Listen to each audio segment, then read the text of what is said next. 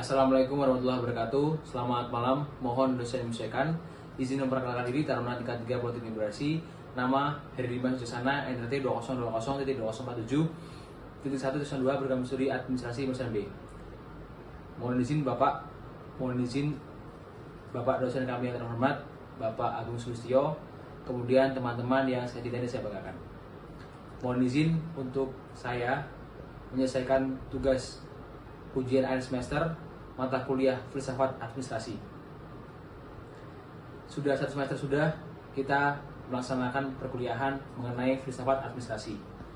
Di dalamnya kita belajar secara umum maupun secara khusus pengertian baik dari filsafat maupun administrasi maupun gabungan dari keduanya.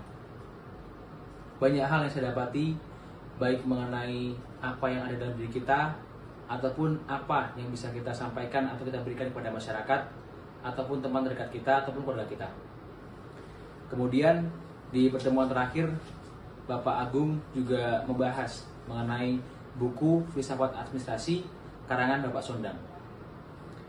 Di dalamnya Bapak jelaskan bahwasannya banyak sekali mengenai pengertian filsafat yang ada dalam diri kita. Kemudian Bapak juga mengutip kutipan dari ahli, yakni dari Abraham Maslow, di mana Abraham Maslow adalah tokoh dari Amerika Serikat yang lahir di Brooklyn. Abraham Maslow memberikan teori, yang mana teorinya disebut ialah teori kebutuhan hierarki. Kemudian mengenai teori dari Abraham Maslow yang dari tokoh dari Amerika Serikat. Nah, Abraham Maslow mencetuskan sebuah teori, yakni teori kebutuhan hierarki, di mana digambarkan dalam bentuk segitiga yang terdapat 5 tingkatan di dalamnya. Yang pertama ialah mengenai teori kebutuhan dasar atau fisiologis. Yang kedua adalah teori kebutuhan akan rasa aman. Yang ketiga ialah teori kebutuhan atas sosial atau rasa sosial. Yang keempat adalah teori kebutuhan dengan penghargaan diri. Dan terakhir adalah yang paling penting, yakni aktualisasi diri. Nah, saya akan membahas satu persatu mengenai 5 tingkatan tersebut. Yang pertama adalah teori kebutuhan dasar atau fisiologis. Manusia secara umum pasti memiliki kebutuhan dasar, baik mengenai sandang, pangan maupun papan. Kita berpergian membutuhkan pakaian, membutuhkan kendaraan, kita membutuhkan sebuah sarana untuk membawa kita dari satu tempat ke tempat lainnya. Yang kedua adalah teori mengenai kebutuhan akan rasa aman. Manusia pasti membutuhkan rasa aman dimanapun dia berada. Dia ingin selalu terjaga dari mana bahaya, dijauhkan dari bahaya, dijauhkan dari hal-hal yang tidak diinginkan. Kemudian yang ketiga adalah teori akan rasa sosial, kebutuhan rasa sosial. Manusia dilahirkan secara lahiriah, itu adalah secara sosial, yakni membutuhkan satu sama lain, hidupnya bergantung pada hidup orang lain. Tidak bisa sebuah organisasi, baik pemerintah maupun pemerintahan, dapat berdiri sendiri atau hanya dipimpin oleh satu orang tanpa ada bantuan dari orang lain. Pasti sebuah pemerintahan atau organisasi membutuhkan satu orang pemimpin dan memiliki banyak bawahan di bawahnya untuk mendukung jalannya organisasi tersebut. Yang keempat adalah teori kebutuhan penghargaan diri. Teori ini adalah bukan penghargaan diri yang dimaksud ialah juara ataupun mendapatkan hadiah dari sebuah perlombaan, namun mengenai harga diri kita sebagai manusia. Bagaimana cara kita memposisikan diri kita di sebuah organisasi tersebut. Kita dihargai, kita ketika mendapatkan sebuah prestasi, kita diapresiasi, itu poinnya. Dan terakhir adalah aktualisasi diri.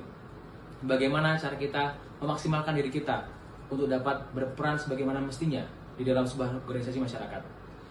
Kemudian dari kelima poin tersebut, bagaimana caranya kita untuk mendapatkan sebagai seorang manusia.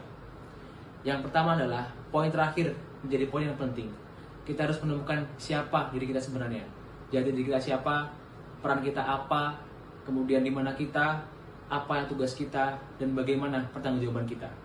Kemudian setelah kita mendapatkan jati diri kita, maka kita mendapatkan 4 poin di atas tadi, yakni teori kebutuhan fisiologis, kemudian teori kebutuhan akan rasa aman, kemudian rasa sosial, dan penghargaan diri. Itulah yang kita butuhkan. Nah, mengenai saya sendiri, saya sudah menemukan jati diri saya sendiri. Saya adalah seorang manusia yang memiliki rasa sosial tinggi dan juga membutuhkan orang lain serta saya harus bisa bermanfaat untuk orang lain. Poin manfaat adalah poin yang saya sangat pegang hingga saat ini. Bagaimana kita bisa bermanfaat bagi orang lain, membantu orang lain, itulah yang kita bisa pakai atau kita gunakan dalam sebuah organisasi. Kita membantu orang lain, siapa tahu di kedepannya nanti, di waktu berikutnya, kita dibantu oleh orang tersebut. Dalam sebuah organisasi, keempat poin tadi, yakni kebutuhan dasar, kemudian rasa aman, dan sebagainya dibutuhkan sebelum kita bisa memaksimalkan diri kita. Maka jati diri kita lah yang harus kita temukan. Kemudian yang terakhir adalah hal yang sangat penting dan hal yang sangat seru. Kenapa demikian? Yakni mengenai jati diri kita. Bagaimana cara kita bisa memenuhi atau mendapatkan 4 teori kebutuhan yang disebut oleh Abraham Maslow, yakni mengenai teori kebutuhan fisiologis atau dasar, kemudian akan rasa aman, kemudian sosial dan menjaga diri, yakni dengan mencari siapa kita sebenarnya. Siapa kita? Peran kita apa? Kita di mana? Sebagai apa kita? Kemudian tugas kita apa? Dan sejauh mana pertanggungjawaban kita? Saya adalah taruna putri imigrasi yang memiliki kewajiban harus belajar, menuntut ilmu untuk nantinya pertanggungjawaban saya selamanya sampai akhirat kelak. Yakni sebagai pegawai negeri sipil, saya disumpah untuk menjalankan tugas bagaimana mestinya dan amanah. Itulah yang saya pegang sampai sekarang. Itulah jadi diri saya sebagai seorang taruna putri imigrasi. Yakni kita harus bisa amanah dalam mengemban tugas dan bisa bermanfaat untuk orang lain. Sekian yang dapat saya sampaikan. Apabila ada salah kata, mohon dimaafkan. Wassalamualaikum warahmatullahi wabarakatuh.